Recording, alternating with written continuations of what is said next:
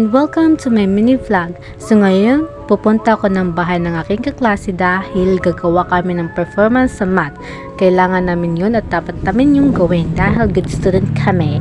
So ngayon, nandito na ako sa bahay ng aking kaklase at nakaupo at inihintay ang aking mga kasama dahil kailangan namin sila. Hindi sila kailangan mawala. At ito na ako tumutulong sa aking mga kasama para tapusin ang aming gagawin na performance. Dahil kailangan namin yan, dapat kaming magtutulungan dahil teamwork is the best policy. Chari!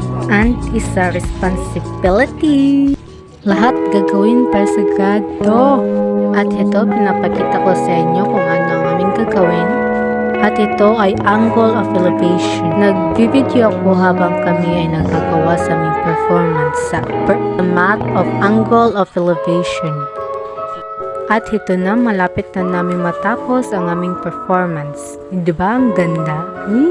At pagkatapos ay umuwi na ako dahil alas 5 na at malapit nang magdilim.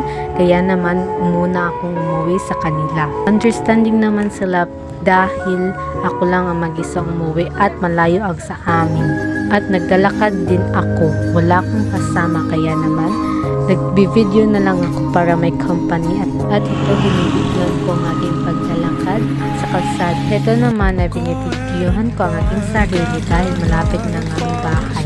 Ito ay aking achievement para sa ngayon.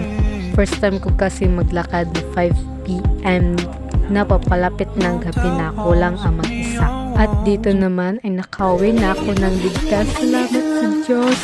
Ligtas ang ating new girl.